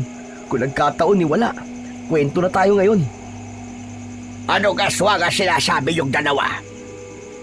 Nagulat sina Adrian at Pablo nang makita nila si Lolo Ador na nakatayo sa tapat ng pintuan ng kwarto nito. Matalim ang mata ng matanda habang nakatingin sa kanilang dalawa. Naglakad ito palapit kina Adrian at mas naging matalim ang mga tingin nito. O ano? Kinuha naman ang mga diwede at dila nyo at hindi na kayo nakapagsalita. Samantalang kanina ang iingay nyo habang ako'y natutulog. Magsalita kayo. Ano tong naririnig ko tungkol sa aswang? Wala po, Lolo. Kinikwentuhan ko lang po si Adrian ng mga kwentong aswang dito sa ating baryo. Nagsasabi ka ba ng totoo? Bakit iba yata ang narinig ko kanina? Sinabi nyo na inatake kayo ng aswang. Hindi ako bingay, Pablo. Magsabi ka sa akin ng totoo. Lumabas ba kayong dalawa ng ganitong oras? Opo, Lolo Ador. Lumabas po kami, tinabol po kami ng isang aswang na lumilipad. Adrian, ano ba? Pablo, narinig naman ni Lolo Ador ang pinag-usapan natin eh. Wala nang dahilan para hindi sabihin sa kanya ang totoo. Saka parang hindi mo kilala ang lolo mo. Hindi niya tayo titigilan hanggat hindi tayo nagsasabi ng totoo. Totoo ba ang sinabi ni Adrian, Pablo? Hinabol kayo ng lumilipad na aswang? Opo, Lolo, totoo po. Ito po kasing si Adrian eh. Bigla na lang po lumabas. Sinamahan ko lang po siya kasi alam ko po na delikado na sa labas kapag ganitong oras. Hindi ko naman po alam na may aswang na atake sa amin. Ilang beses ko na po siya sinabihan na may aswang po dito, pero hindi po siya naniniwala eh. Yang pagiging matigas ng ulo mo ang magpapahamak sa'yo, Adrian. Dayo ka lang sa lugar namin at marami ka pang hindi nalalaban dito. Naiintindihan ko kung hindi ka naniniwala sa aswang dahil karaniwan na yan sa mga galing ng syudad. Kaya kung hindi ka mapagsabihan at ipipilit mo mga gusto mong gawin, ay mas makabubuti na umalis ka na lang dito. Ayoko mapapahamak ka habang nandito ka sa aking bahay dahil kargo ka pa namin. Matapos yun, ay bumalik na si Lolo Ador sa silid nito. Naiwan sina Adrian at Pablo na walang imik. Hindi nagtagal ay pumasok na rin sila sa kanilang kwarto at nahiga. Ngunit hindi magawang makatulog ni Adrian ng gabing yun. Kung sa nakalipas na araw ay ang mukha ni Liwayway ang nasa isip niya. Nang gabing yun ay ang nakakatakot na mukha ng aswang ang naglalaro sa kanyang imahinasyon. Kinabukasan ay ibinalik na ni Adrian ang gitarang hiniram niya. Dahil sa nagasgasan yun nung nakaraang gabi, ay binigyan niya ng pera ang may-ari ng gitara. Pagbalik niya sa bahay, ay naabutan niya si Pablo na nakaupo sa labas. Oh, Chong, bakit di ka pa yata nakabihis? Tilatamad ka bang pumasok sa trabaho mo ngayong araw? Holiday ngayon, kaya hindi ako papasok. Mabuti naman, para hindi lang si Lolo Ador ang makakausap ko maghapon. Umupo si Adrian sa tabi ni Pablo. Bumalik sa alaala niya ang nangyari sa kanila kagabi. Grabe, Chong. Hindi ko talaga makalimutan yung aswang. Hanggang sa panaginip nagpakita siya sa akin. Siguro naman makikinig ka na sa akin simula ngayon. Maganda na rin na nangyari yun para hindi mo iniisip na sinungaling ako. Pero alam mo, malakas ang kutob ko na si Mang Lauro yung aswang na umatake sa ating kagabi. Yung tatay ni Liwayway? Paano mo naman nasabi? Hindi kasi ikaw ang unang dayo rito na nagtangkang ligawan si Liwayway. Mabenta kasi talaga siya sa mga dayo. Hindi na ako nagtataka kasi napakaganda naman talaga niya. At alam mo ba na lahat ng dayo na nagtangkang manligaw kay Liwayway ay inatake ng aswang. Ang hinala namin, ayaw ni Mang Lauro na may nanliligaw sa anak niya. Bakit naman? Siguro gusto niyang protektahan si Liwayway. Gusto niyang protektahan ang sikreto nilang mag-ama na hindi naman na sikreto sa amin kasi nga may hinala kami na aswang sila. Pinag-isipan ni Adrian ang mga sinabi ni Pablo. Ganun pa man, hindi pa rin nawala ang pagkagusto niya kay Liwayway. Mas lalo pa siyang nagkaroon ng kagustuhan na maging nobya si Liwayway dahil mas matindi ang sinisigaw ng kanyang puso kesa sa naririnig ng kanyang tenga. Sa kabila ng mga nalaman niya, ay sinabi pa rin ni Adrian sa sarili na hindi siya hihinto hanggang sa maging nobya niya na si Liwayway. Isang umaga, matapos mag-almusal, ay nagtungo si Adrian sa ilog. Habang nakaupo sa isang malaking bato sa gilid ng ilog, ay natanaw niya mula sa di kalayuan ang pagdating ni Liwayway. Bitbit nito ang isang batya ng labahan. Pumwesto ito sa gilid ng ilog at nagsimulang maglaba. Makalipas ang ilang minuto, ay 2 lalaki ang lumapit kay Liwayway. May hindi magandang naramdaman si Adrian, pero nanatili lang siya sa kanyang kinauupuan. Kinausap ng 2 lalaki si Liwayway at nakita niya ang hindi magandang reaksyon sa muka ng dalaga. Doon na tumayo si Adrian at mabilis niyang tinungo ang kinaroroonan ni Liwayway. Napansin niya ang takot sa muka ng dalaga. Liwayway, binabastos ka ba ng 2 to? Hoy, kayong 2, umalis nga kayo dito. Para sa kaalaman nyo, black belter ako sa taekwondo. Marunong din ako ng karate. Baka gusto nyong makatikim ng sipa at suntok ko. Bumakas ang takot sa mukha ng 2 lalaki at walang imik na umalis ang mga yon. Kala nyo mga duwag naman pala kayo eh. Binabastos ka ba nila, Liwayway? Oo, madalas nilang gawin yon kapag nakikita ako rito sa ilog. Hayaan mo. Siguro naman matatakot na silang gawin ulit sa iyon. Maraming salamat pala ha. Kahit palagi kitang itinataboy, tinulungan mo pa rin ako. Siyempre no, hindi ako papayag na may nambabastos sa'yo, Liwayway. Oo nga pala, baka nakalimutan mo na ang pangalan ko. Ako nga pala si Adrian. Galing ako sa Maynila. Nagbabakasyon lang ako rito. Inilahad ni Adrian ang isa niyang kamay. Tinanggap naman yun nang tila nahihiyang si Liwayway. Gusto mo bang tulungan kita sa paglalaba mo? Wala naman akong ginagawa ngayon eh. Hindi na kailangan. Isa pa baka makita ka ni tatay. Baka kung ano pang isipin niya at paniguradong magagalit siya. Ganun ba? Grabe din ang pagprotekta sa'yo ng tatay mo, no? Pero normal lang naman yun kasi babae ang anak niya eh. Sige na, Adrian. Iwanan mo na ako rito. Maraming salamat ulit. Hindi na ipinilit pa ni Adrian na manatili sa tabi ni Liwayway kahit gusto pa sana niya itong makausap ng matagal. Ngunit masaya siyang naglakad palayo dahil sa kauna-unahang pagkakataon ay kinausap na siya ng maayos ni Liwayway. Mas lalo tuloy lumaki ang pag-asa niya na hindi magtatagal ay magiging magkasintahan na sila ng napakagandang dalaga na yon. Simula noon ay nagkaroon na ng malaking pagbabago sa pakikitungo ni Liwayway kay Adrian. Hindi na umiiwas ang dalaga tuwing nagkikita sila sa ilog. Pakiramdam ni Adrian ay tuluyan ng nagiba ang pader na nasa pagitan nilang dalawa. Hanggang isang umaga, habang magkatabing nakaupo sina Adrian at Liwayway sa malapad na bato sa tabi ng ilog, ay naisipan ni Adrian na ipaalam kay Liwayway ang nilalaman ng kanyang puso. Liwayway, gusto kong maging honest sa'yo eh. Nung unang beses kitang nakita, alam mo ba na nahulog na kagad ang loob ko sa'yo? Hindi ko alam, pero parang may kung ano sa'yo na hindi ko maipaliwanag. Simula nang nakita kita, ay hindi ka na naalis-alis sa isipan ko. Seryoso ako nung sinabi ko sa'yo na gusto kitang ligawan. Handa kong patunayan sa'yo na kahit na anong paraan, na seryoso ako sa'yo. Ibaling mo na lang sa ibang nararamdaman mo, Adrian. Hindi akong babaeng nararapat para sa'yo. Hindi totoo yan, Liwayway. Alam kong may nararamdaman ka rin sa akin, pero parang may kung anong pumipigil sa'yo. Ang tatay mo ba? Ayaw lang ako masaktan ng tatay ko pagdating sa pag-ibig. Ang sabi niya, walang lalaking tatanggap sa akin. Ako, tanggap kita, Liwayway. Wala akong pakialam kahit pa sinasabi ng mga tao na aswang kayo ng tatay mo.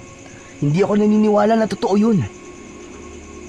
Biglang natigilan si Liwayway sa sinabing yun ni Adrian.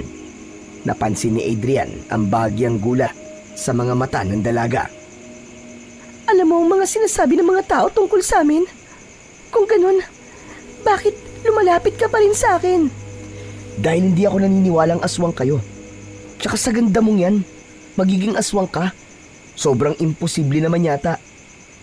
Paano kung sabihin kong totoo ang sinasabi nila tungkol sa amin? Gugustuhin mo pa rin ba ako, ha, Adrian?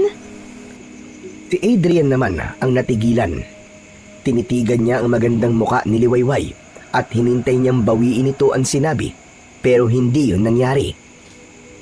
Nagbibiro ka lang naman, di ba? Hindi ako nagbibiro. Totoo ang sinabi ko na aswang kami ng aking itay. Ngunit sa ngayon, ay ang tatay ko pa lamang ang aswang dahil hindi pa niya ipinapasa sa akin ang pagiging aswang niya. Pero darating ang panahon, kapag handa na ako, ay magiging kagaya rin niya ako. Ayoko magsinungaling sa iyo, Adrian. Ngayon pa lang, ay gusto ko nang malaman mo ang totoo.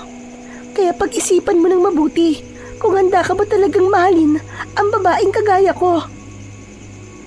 Hindi nakapagsalita si Adrian. Labi siyang nagimbal sa revelasyong yun ni Liwayway. Umuwi siya sa bahay ni na Pablo na pinag-iisipan kung ano ang kanyang magiging desisyon. Ngunit sa halip na matakot, ay nanaig ang damdamin ni Adrian para kay Liwayway.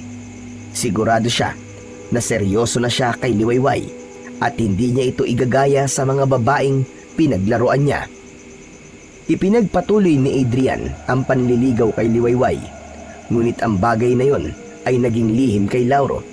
Kapag nagkikita sila ni Liwayway sa ilog, ay palagi niya itong binibigyan ng bulaklak na pinipitas niya sa tanim ng kapitbahay ni na Pablo. Hinayaan ni Adrian na makilala siya ni Liwayway at ganun din si Liwayway sa kanya. Kapag may pagkakataon, ay namamasyal sila sa bayan, kumakain sila o hindi kaya ay nanonood sa sinihan. Isang hapon ay nagkita muli sina Adrian at Liwayway sa ilog. Gaya ng nakasanayan ay naupo sila sa malapad na bato at doon sila nag-usap. Liwayway, may itatanong pala ako sa'yo. Pero kung hindi ka komportabling sagutin, ay kahit wag mo lang sagutin. Liwayway, hindi ba aswang kayo ng tatay mo? Hindi ba kayo pumapatay ng mga tao? Hindi lahat ng aswang ay pumapatay ng tao, Adrian. Gaya na lang ni tatay. Mga hayop sa gubat lang ang binibiktima niya. Hindi siya gaya ng ibang aswang dito sa baryo na tao ang binibiktima. Kaya kahit alam ng mga tao rito na aswang kami, ay hindi nila kami pinapaalis. Alam kasi nila na kahit noon pa, ay hindi kami nananakit ng mga tao. Mabuti naman pala kung ganun. Sa totoo lang, noon na hindi ako naniniwala sa mga aswang. Pero nung inatake kami ng aswang, nung hinarana kita, inaniwala na ako. Si Itay ang aswang na umatake sa inyo ni Pablo noon. Ano? Talaga ba? Oo nga, Adrian. Pero wala siyang balak na saktan kayo. Gusto lang niya kayong paalisin at takutin para hindi na kayo bumalik sa amin. Tama palang sinabi ni Pablo. Si Mang Lauro nga ang aswang na yun. Sa gitna ng pag-uusap ng dalawa, ay napansin ni Adrian ang pagguhit ng takot sa mukha ni Liwayway. Nanlaki ang mga mata nito na parang may nakita itong nakakatakot. Sinundan niya ang tinitignan ng dalaga at maging siya ay natakot nang makitang palapit sa kanila si Mang Lauro na may tangang itak. Sabay silang tumayo at agad na iniharang ni Liwayway ang sarili sa gitna ni na Adrian at Mang Lauro. Sinasabi ko na nga ba at nakikipagkita ka sa lalaking yan, Liwayway. Hindi ka talaga marunong makinig sa akin.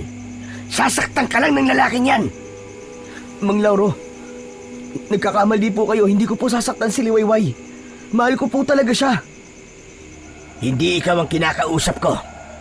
Akala mo ba ay malilinlang mo ko? Alam kong likaw ng bituka ng mga taga-syudad na gaya mo. Pinaglalaroan nyo lang ang mga babaeng taga-baryo dahil alam nyo na madaling mabilog ang ulo nila. Pero hindi ako papayag na gawin mong laruan ang aking anak. Liwayway, umuwi na tayo. At ayoko nang nakikipagkita ka pa sa lalaking yan kahit kailan. Lumapit si Liwayway kay Adrian at hinawakan ito sa kanyang braso.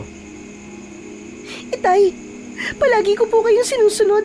Mula pagkabata ay wala po akong ibang ginawa kundi ang sundin ang lahat ng sinasabi niyo. Pero sa pagkakataon nito, ay hayaan niyo po ako magdesisyon para sa sarili ko. Talagang ang nabilog na ng lalaki niya ng ulo mo. Lumayo ka sa kanya. Sasaktan ka lang ng lalaki niyan. Hindi, Itay. Nararamdaman kong totoo po ang pagmamahal ni Adrian sa akin. At isa pa, nobyo ko na po siya. Magkasintahan na po kami. Natigilan si Adrian sa sinabing yun ni Liwayway. Hindi makapaniwalang napatingin si Adrian sa dalaga. Liwayway, totoo bang sinabi mo? Boyfriend mo na ako? Oo, sinasagot na kita, Adrian. At ang sagot ko ay oo. Dahil sa narinig ni Adrian, ay biglang lumakas ang kanyang loob. Diretso siyang tumingin kay Mang Lauro. Narinig niyo naman po siguro sinabi ni Liwayway. Magkasintahan na po kami. Kung duda po kayo sa nararamdaman ko para sa anak nyo, ay handa ko po yung patunayan sa inyo. Tumiim ang bagang ni Mang Lauro. Matagal bago ito muling nagsalita.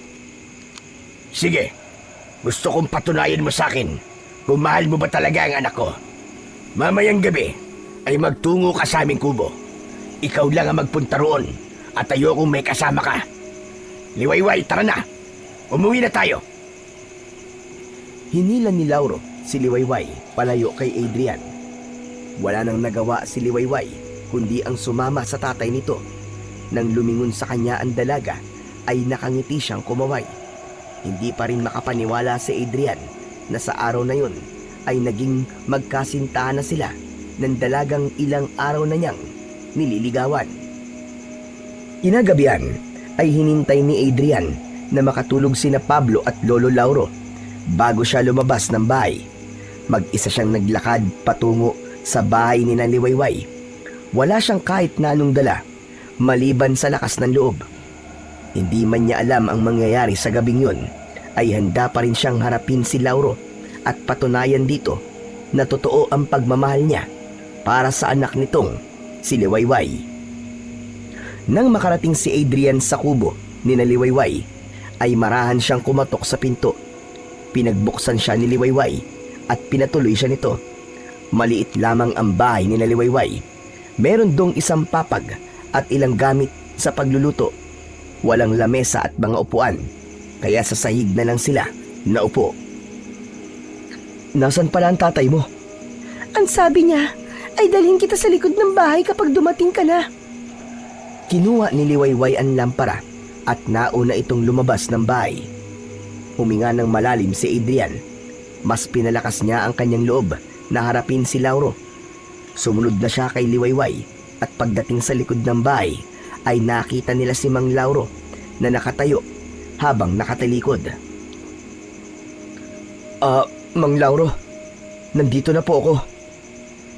Nasabi na pala sa'yo ni Liwayway na mga aswang kami. Opo. At bakit hindi mo nilayuan si Liwayway kahit alam mong darating ang panahon na magiging kagaya ko rin siya? Dahil mas malaki po ang pagmamahal ko sa anak nyo, kaya tanggap ko po kung ano siya. Isa pa, naniniwala po ako na hindi po kayo nananakit ng mga tao. Para sa akin, ay malaking bagay po yun, kahit pa sabihin na aswang kayo. Humarap si Mang Lauro kina Adrian at Liwayway. Habang naglalakad ito, palapit, ay mabilis na nagbago ang anyo nito. Naging parang paniki ang itsura ni Mang Lauro. Tinubuan ito ng 2 malalaking pakpak sa likod. Nanlamig si Adrian. Sa kabila ng takot, ay hindi siya natinag sa kanyang kinatatayuan. Inilapit ni Mang Lauro ang muka nito sa muka ni Adrian. Pagmasdan mong mabuti ang aking anyo. Darating ang panahon na magiging ganito rin ang itsura ni Liwayway. Mamahalin mo pa rin ba ang anak ko kahit isa na siyang ganap na aswang? Gaya po na sinabi ko kanina, ay tanggap ko po si Liwayway kahit sino o ano pa siya. Wala po akong pakialam kung maging aswang pa siya na kagaya nyo. Maraang inilayo ni Mang Lauro ang mukha nito kay Adrian. Muli itong bumalik sa pagiging tao. Humahanga ako sa iyo, Adrian. Bihira ang lalaking kagaya mo. Ngayon ay pinapayagan ko na ang relasyon nyo ng aking anak. Ngunit isang bagay lang ang hihilingin ko sa iyo. Huwag na huwag mong paiiyakin o sasaktan si Liwayway. Sa oras na gawin mo yon, ay hindi mo magugustuhan ang gagawin ko sa iyo. Hindi ako pumapatay ng tao, pero kaya kong pumatay kapag si Liwayway na ang naargabyado. Nangangako po ako sa inyo, Mang Lauro. Wala po akong ibang gagawin kundi ang mahalin lang si Liwayway. Hindi ko po siya sasaktan. Isang marahang tango ang isinagot ni Lauro at naglakad na ito papunta sa loob ng kubo. Nagyakap ng maigpit sina Adrian at Liwayway. Napakasaya nila dahil sa wakas ay hindi natutol si Mang Lauro sa kanilang pag-iibigan. Ibig sabihin ay hindi na nila kailangan magtago rito at malaya na silang ipahayag ang kanilang pag-ibig sa isa't isa. Simula noon ay hindi na kailangang itago ni na Adrian at Liwayway ang kanilang pag-iibigan sa lahat, lalong-lalo na kay Mang Lauro. Malaya na silang nakakapaglakad habang magkahawak ang kanilang mga kamay at nakakapagharutan na rin sila habang naliligo sa ilog. Sa unang pagkakataon ay nakita ni Adrian si Liwayway na ngumiti ng walang takot o pag-aalinlangan. Si Pablo naman, na dating tutol sa relasyon ni na Adrian at Liwayway, ay wala nang nagawa kundi tanggapin na talagang nagmamahalan na ang dalawa. Isang hapon, habang mag-isang nakaupo si Adrian sa labas ng bahay ni na Pablo, ay lumapit sa kanya si Pablo at inabot ang isang stick ng banana Q. O Chong, magmerienda ka na muna. Salamat, Chong, ha. Tamang-tama to. Kasi medyo gutom na ako eh. Chong, alam mo bang pinag-uusapan ka ng ilang tao rito sa baryo? Ang sabi nila, aswang daw ang girlfriend mo. Eh ano naman kung aswang si Liwayway? Ang importante ay hindi sila nananakit ng tao. Saka wala akong pakialam sa mga sinasabi ng mga tao rito. Hindi naman ako magiging masaya kung palagi kong papakinggan ang mga opinyon nila eh. Grabe, ibang-iba ka na talaga ngayon, Adrian. Kahit ako hindi nga rin makapaniwala na magagawa ako magbago eh.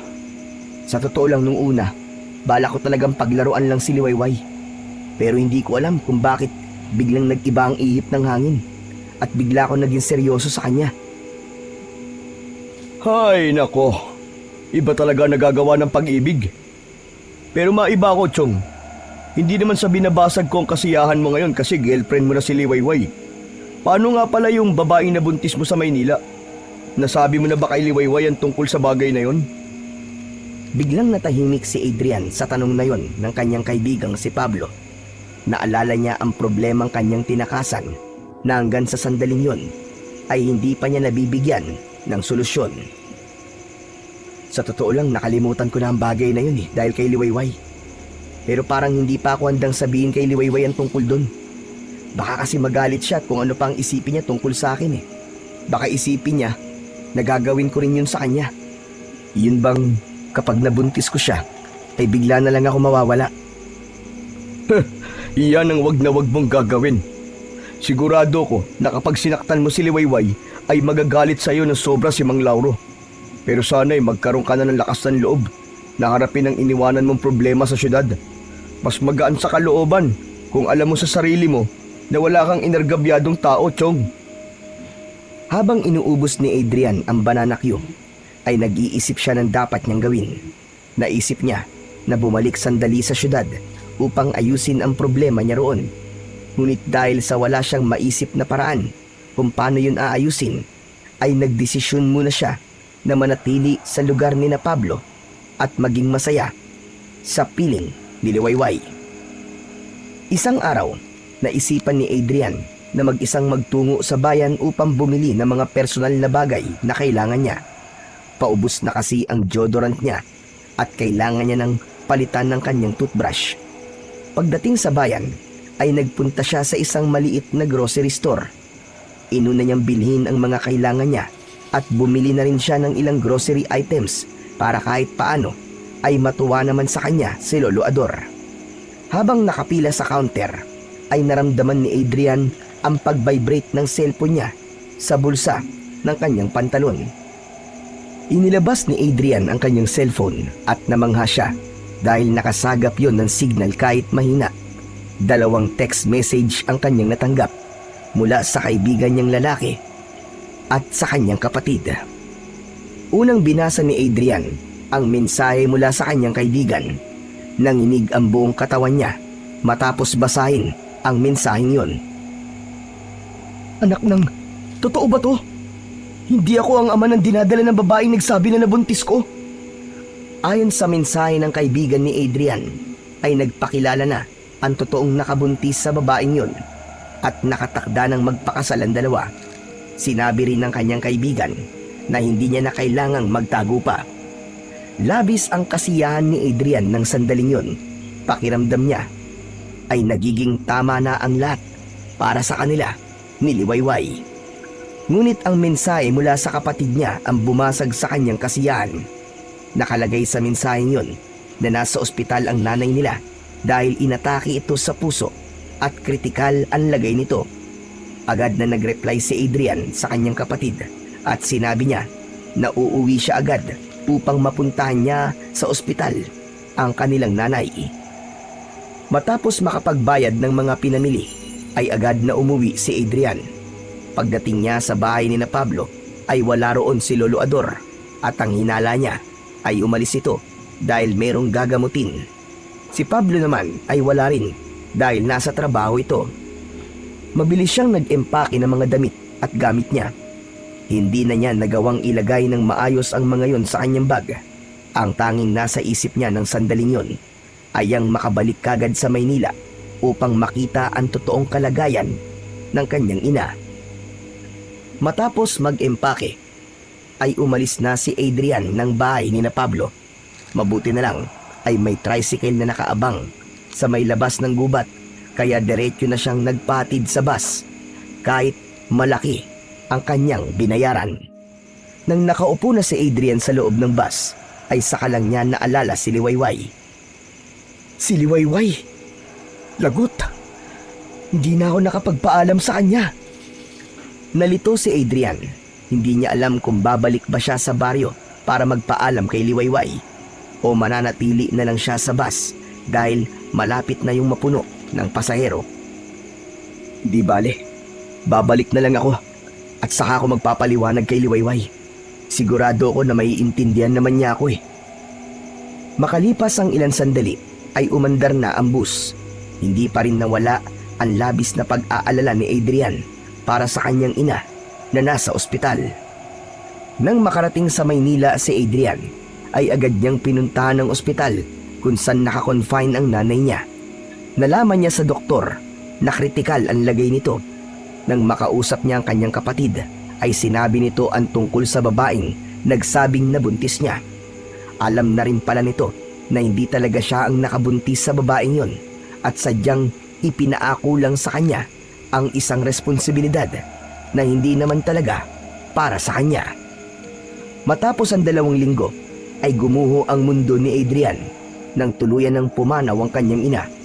5 araw itong ibinurol bago inilibing.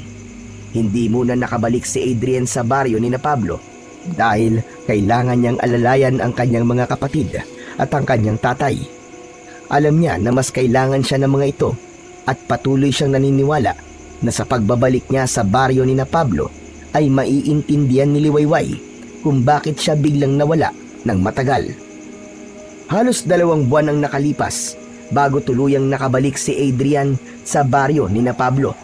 Gabi na nang makarating siya roon at gulat na gulat sina Pablo at Lolo Ador nang makita siya. Oh, ba't parang nakakita naman kayo ng multo? Ako to! Totoo ko! Hindi ako aparisyon! Adrian, nagbalik ka. Bakit? Ano bang akala mo? Hindi na ako babalik? Alam mo na hindi ako pwedeng hindi bumalik dahil nandito ang girlfriend ko. Hoy! Ikaw, Adrian! Akala mo ba ay masaya ko na nandito ka na naman? Wala ka talagang magandang pag-uugali. Umalis ka nang hindi man lang nagpaalam sa amin ang aking apo. Alam mo bang kung ano-ano nang naisip namin? Dahil pag-uwi namin, ay wala ka na rito sa bahay. Naku, pasensya na po kay Lolo Ador. Biglaan po kasi talaga ang nangyari ng araw na yun eh. Nagpunta kasi ako noon sa bayan. Nakasagap po ng signal ang cellphone ko. At natanggap ko po ang text sa akin ng kapatid ko. Nasa ospital daw po ang nanay ko. Wala naman po kayo rito ni Pablo pag uwi ko. Kaya hindi na po ako nakapagpaalam sa inyo. Ganun naman pala nangyari, Lolo. Huwag ka na magalit kay Adrian. Kumusta na pala nanay mo? Magaling na ba siya? Nakalabas na ba siya ng ospital? Yun lang, Chong. Sa kasamang palad, wala na si Mama. Patay na siya. Napayuko si Adrian upang itago ang nagbabadyang luha sa kanyang mga mata. Maya-maya ay umangat ang mukha niya at isang pilit na ngiti ang pinakawalan niya. Oo nga pala, kailangan kong puntahan si Liwayway. Kailangan ko magpaliwanag sa kanya dahil paniguradong kung ano-ano na ang iniisip niya. Hindi kasi ako nakapagpaalam sa kanya nung umalis ako eh. Kasi talaga nagmamadali ako. At oo nga pala, Pablo, may magandang balita. Hindi ako ang ama ng baby na dinadala ng babaeng nagsabing nabuntis ko. Nagpakita yung totoong nakabuntis sa kanya. At ikakasal na sila sa susunod na buwan. Wala na akong dapat na ikatakot pa. Inilapag ni Adrian ang dala niyang bag sa sahig. Lalabas na sana siya nang biglang hinawakan ni Pablo ang braso niya. Sandali lang, Adrian. Pablo, kung may sasabihin ka sa akin, mamayang pagbalik ko na lang. Kailangan ko talagang makausap si Liwayway ngayon. Bukas mo na lang puntahan si Liwayway. Sasamahan pa kita kung nasan siya. Anong ibig mo sabihin? Lumipat na ba ng bahay si na Liwayway? Sundin mo na lang ang kaibigan mo, Adrian. Sa ngayon, ay magpahinga ka na lang muna. Nagtataka man, tila may laman ang mga sinabi ni na Pablo at Lolo Ador. Kaya sinunod na lamang niya ang dalawa. Napagtanto niya na mas maganda sa umaga na lang niya kausapin si Liwayway upang hindi na niya ito magambala pa kung sakaling tulog na ito ng oras na yon. Kinabukasan ng umaga ay maagang nagising si Adrian. Magala siyang kumain ng almusal kasabay ni na Pablo at Lolo Ador. Matapos kumain ay agad niyang inaya si Pablo na samahan siya sa bahay ni na Liwayway. Ngunit nagtaka siya nang sabihin ni Pablo na wala na si Liwayway sa bahay nito at sasamahan siya nito sa lugar kung saan naroon ang kanyang nobya. Kinakabahan si Adrian habang naglalakad sila ni Pablo. Walang imik ang kaibigan niya at hindi niya nagustuhan ang pananahimik nito. Makalipas ang ilang sandali ay nakarating na sila sa isang lugar na hindi inaasahan ni Adrian na pupuntahan nila ni Pablo. Nasa sementeryo sila ng baryong yun. Teka, Pablo. Anong ginagawa natin dito? Sumunod ka na lang sa akin at dadaling kita kay Liwayway. Basta, tatagan mo ang loob mo, ha? Patuloy na sumunod si Adrian sa kanyang kaibigan. Hindi na maganda ang pakiramdam niya ng sandaling yun.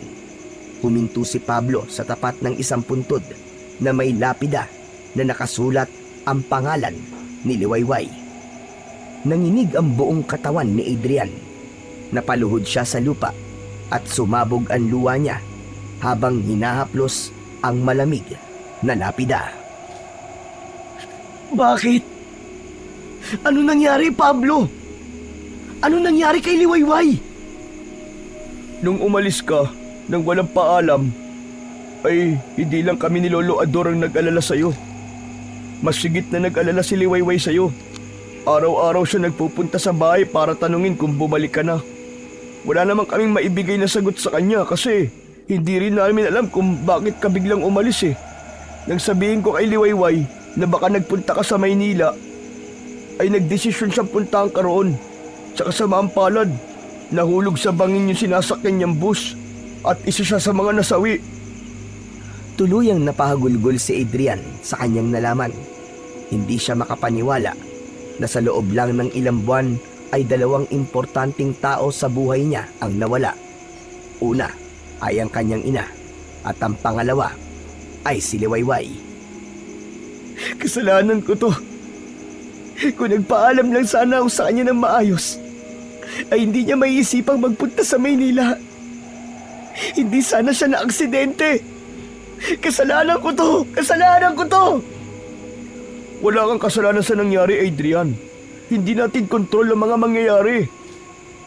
Patuloy na umiyak si Adrian sa harapan ng puntod ni Liwayway. Napakarami niyang plano para sa kanilang dalawa na hindi na magkakaroon ng katuparan. Labis siyang nalungkot sapagkat kung kailan nahanap na niya ang babaeng seseryosohin niya, ay nawala naman ito kagad sa kanya. Namumugto ang mga mata ni Adrian nang bumalik sila sa bahay ni na Pablo mula sa sementeryo. Hanggang sa sandaling yon ay hindi pa rin siya makapaniwala na wala na si Liwayway. Wala sa sarili na umupo siya sa mahabang upuan sa sala. Inabutan siya ng isang basong tubig ni Pablo pero hindi niya yun tinanggap. Tahimik lang na nakatingin si Lolo Ador sa kanya. Si Mang Lauro, kailangan ko siya makausap. Kailangan kong humingi ng tawad sa kanya. Mas makakabuti kung wag mo nang gawin ang sinabi mong yan. Pero bakit po, Lolo? Nang mamatay si Liwayway, ay walang ibang sinisi si Lauro kundi ikaw. Ikaw ang sinisisi niya kung bakit ginusto ni Liwayway na magtungo sa syudad. Nakipaglibing kami noon kay Liwayway at sinabi niya sa akin na wag lang niyang malalaman na nandito ka ulit sa aming baryo dahil talagang papatayin ka niya. Alam mo naman na isang aswang si Lauro at kayang-kaya niyang gawin ang sinabi niyang yon. Biglang naalala ni Adrian ang sinabi noon ni Mang Lauro sa kanya na kapag sinaktan niya si Liwayway ay papatayin siya nito kahit hindi ito pumapatay ng tao. Pero Lolo Ador, baka kapag kinausap ko siya at nagpaliwanag ako sa kanya ay maiintindihan niya ako. Kailangan ko rin po sigurong harapin ang galit ni Mang Lauro dahil totoong may kasalanan ako sa pagkamatay ni Liwayway. Kung gusto mo na sumunod kay Liwayway sa kabilang buhay ay gawin mo yan. Pero nararamdaman ko ang galit ni Lauro. Hindi nga lang yun basta galit, kundi puot na. Namatayan ng anak si Lauro at hindi natin alam kung ano ang kaya niyang gawin sa'yo. Adrian, mas makakabuti siguro na bumalik ka na sa Maynila at wag na munang bumalik dito. Pinag-isipang mabuti ni Adrian ang mga sinabi sa kanya ni Lolo Ador. Makalipas ang ilang sandali ay napagtanto niyang tama ito. Ipinaalam niya kina Pablo at Lolo Ador na bukas ng umaga ay aalis na siya upang magbalik sa Maynila. Naisip niya na hindi pa yun ang tamang panahon upang kausapin niya ang tatay ng kanyang namayapang nobya. Pagsapit ng gabi, habang nakahiga na si Adrian at tulog na sina Pablo sa tabi niya, ay kakaibang kalungkutan ang bumalot sa kanyang puso. Tahimik siyang lumuha habang binabalikan ang masasayang alaala nila ni Liwayway. Ngunit nabasag ang katahimikan ng gabi nang marinig niya ang galit na sigaw ni Mang Lauro sa labas ng bahay. Adrian! Alam ko nandiyan ka sa loob. Lumabas ka, tarapin mo ako! Akala mo ba ay hindi ko malalaman na bumalik ka na? Sabay na napabalikwas ng bangon sina Adrian at Pablo. Lumabas sila ng kwarto at kasabay din nilang lumabas si Lolo Ador sa kwarto nito. Ako na bahalang makipag-usap sa kanya, Adrian. Dito ka na lang at huwag ka nang lalabas. Lumabas si Lolo Ador at isinarado nito ang pinto. Mula sa loob ng bahay ay narinig ni na Adrian ang pag-uusap ng matandang lalaki at ni Mang Lauro. Ador, ilabas mo si Adrian. Wala rito ang hinahanap mo, Lauro. Hindi mo ako maluloko. Naaamoy ko sa Adrian sa loob ng bahay mo. Ilabas mo siya. Dahil kung hindi, ay ako ang gagawa ng paraan para makapasok ako. At sa loob mismo ng bahay mo, ay papatayin ko lalaking yon. Hindi na nakatiis si Adrian. Malalaki ang hakbang na tinungo niya ang pinto. Wala nang nagawa si Pablo para pigilan siya. Nang makalabas na siya ng bahay, ay agad na sumalubong sa kanya ang galit na muka ni Mang Lauro. Ikaw na hayop ka. Nangako ka sa akin na hindi mo sasaktan ang anak ko. Pero anong ginawa mo? Bigla ka na lang naglaho. Iniwan mo siya pagkatapos mo siyang pagsawaan. Mang Lauro, nagkakamali kayo. Makinig muna kayo sa akin. Hayaan niyo ako makapagpaliwanag. Maibabalik pa ba ng paliwanag mo ang buhay ni Liwayway? Ang dapat sa'yo ay mamatay na rin! Nagimbal silang lahat nang mabilis na nag-anyong aswang si Mang Lauro. Sumugod ito kay Adrian, pero agad siyang hinila ni Lolo Ador pabalik sa loob ng bahay. Isasarado na sana nila yun, ngunit hindi nila yun nagawang ipinid dahil itinulak yun ni Mang Lauro mula sa labas. Pilit naman yung isinasarado ni na Lolo Ador at Adrian. Pablo! Kunin mong itak ko sa kusina! Bilisan mo! Tumakbo sa kusina si Pablo upang kunin ang itak. Pagbalik nito, ay inabot nito kay Lolo Ador ang itak. Ngunit sa pagkakataong yun, ay hindi na kinaya ni na Adrian at Lolo Ador ang lakas ng aswang na si Mang Lauro. Malakas nitong itinulak ang pinto at tuluyan na yung nabuksan.